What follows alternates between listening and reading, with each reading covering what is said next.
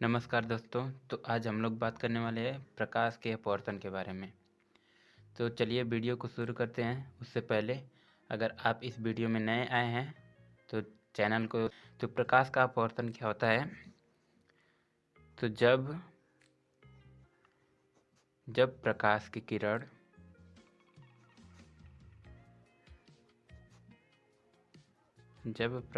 किरण एक माध्यम से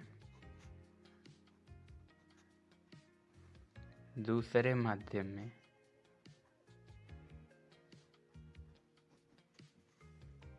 जाती है तो वह अपने मुख्य मार्ग से विचलित हो जाती है। इस घटना को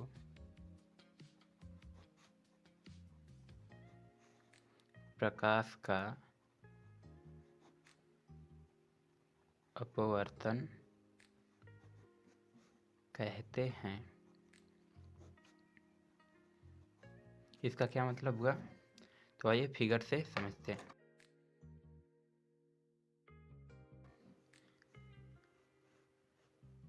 मान लीजिए ये कोई पृष्ठ हो गया, ये कोई प्रकाश की किरण यहाँ से जा रही है।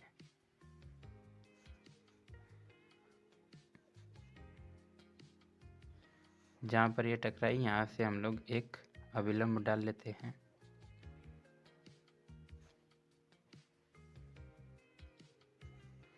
तो ये जब दूसरे माध्यम में प्रवेश करेगी तो ये अपने मुख्य मार्ग से विचलित हो जाएगी। इसे जाना चाहिए था इधर, लेकिन ये अपने मुख्य मार्ग से विचलित हो गई। तो ये आने वाली किरण हो गई आपतित किरण,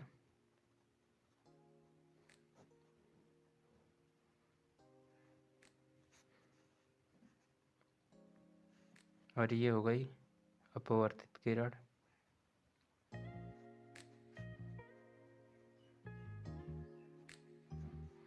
ये हो गया आपतन बिंदु,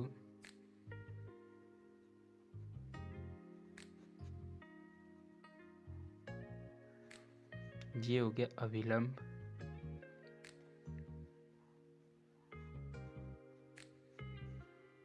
ये हो गया आपतन कोण I, और ये हो गया अपवर्तन कोण R। तो देखिए समझते हैं आप। मान लीजिए इस माध्यम को हम वायु रखते हैं और ये माध्यम हो गया जल। तो देखिए अपवर्तन की घटना होती क्यों है, तो अपवर्तन की घटना दो अलग अलग माध्यमों में होगी, किसी एक माध्यम में नहीं होगी। जैसे अगर यहाँ से ये किरण आ रही है तो ये वायु में थी, और जैसे ही ये जल में प्रवेश करती है तो इसका माध्यम चेंज हुआ, तो इसकी डायरेक्शन भी चेंज हो गई। तो अब देखिए अपवर्तन के नियम।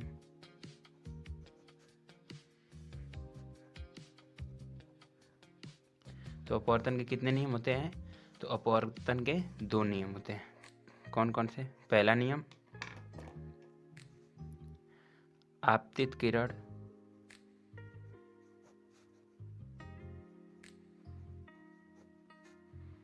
अपवर्तित किरण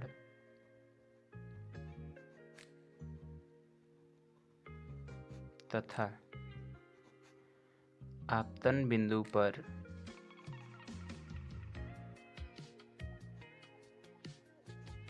डाला गया अभिलंब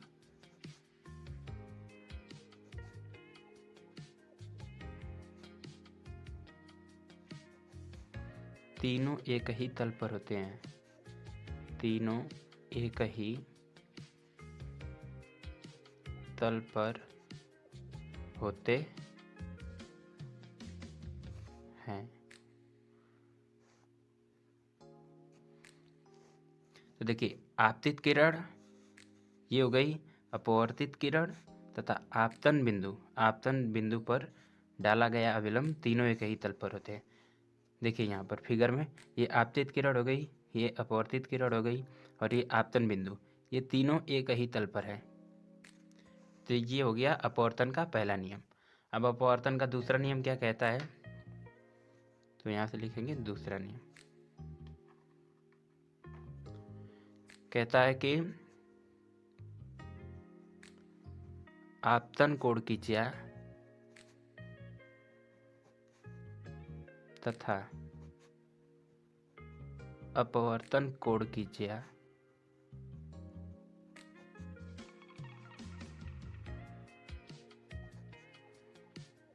का अनुपात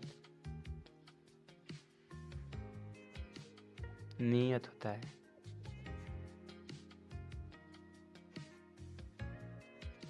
देखिए आपतन कोण की ज्या का मतलब साइन आई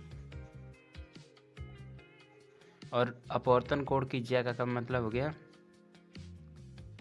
साइन आर का अनुपात क्या होगा, नियत होगा। अब नीचे लिखेंगे इसे ही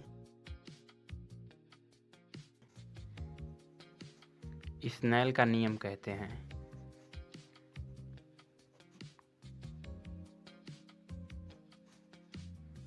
इसे ही स्नेल का नियम कहते हैं। देखिए अब कुछ उदाहरण देखते हैं। तो उदाहरण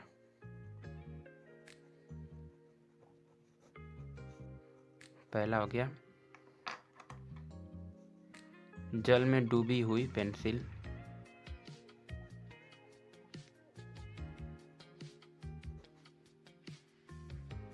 जल में डूबी हुई पेंसिल, जैसे ही पेंसिल को आप जल में डालेंगे वो हल्का सा टेढ़ी हुई दिखेगी।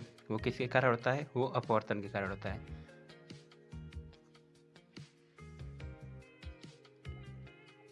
जल में गिरा हुआ सिक्का,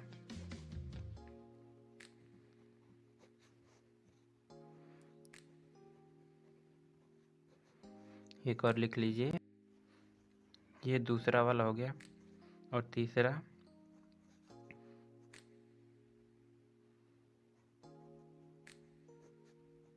जल की तली वास्तविक गहराई से ऊपर दिखना।